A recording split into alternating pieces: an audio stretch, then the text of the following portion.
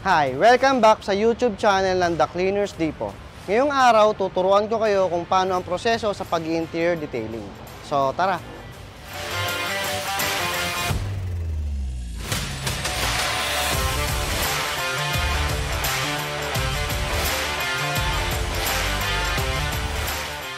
So, sa interior detailing, ang una natin gagawin, syempre, lilinisin muna natin loob ng sasakyan.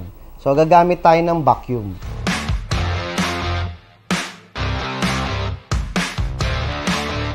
Si vacuum yung hihigop or maglilinis ng mga dumi, alikabok, kalat sa loob ng sasakyan.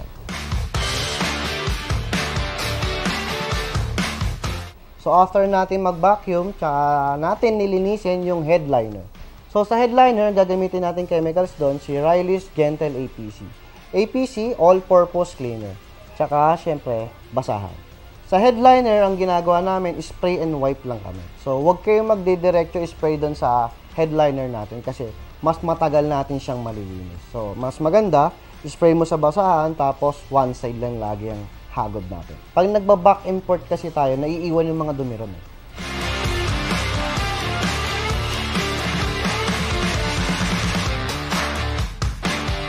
So, after natin linisin yung headliner, nilinisin na natin yung mga dashboard, ang mga side panels, lahat ng plastic panel sa loob ng sasakyan. So, yun pa rin yung gagamitin natin, si Riley's APC. So, tsaka basahan, convertible brush, glitter brush para sa mga sulok-sulok, singit-singit ng panel natin.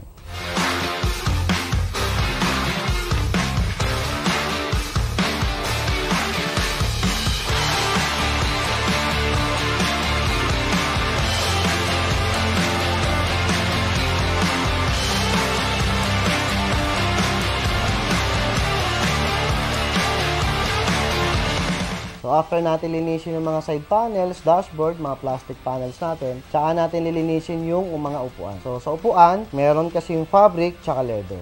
So, pag leather, ang advice ko lang, manual cleaning na lang tayo. Kasi, baka sa sobrang tapang ng ginamit nating chemicals, pag in-steam natin yan, pwede natin siyang masunog.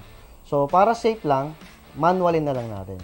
Tsaka nga pala, yung APC namin, safe to sa leather. Meron kasi mga chemicals na sobrang tapang, mabilis niya rin nasusunog yung leather.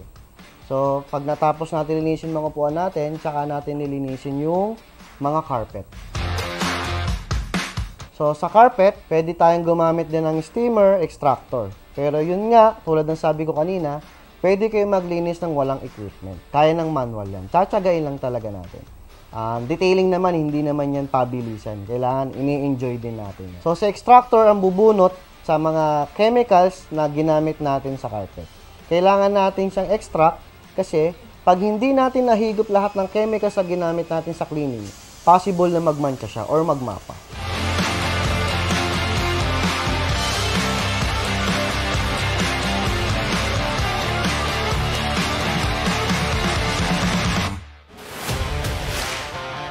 Salamat sa panonood. Sana may natutunan kayo. Kung may mga katanungan man, comment down below and let's learn together.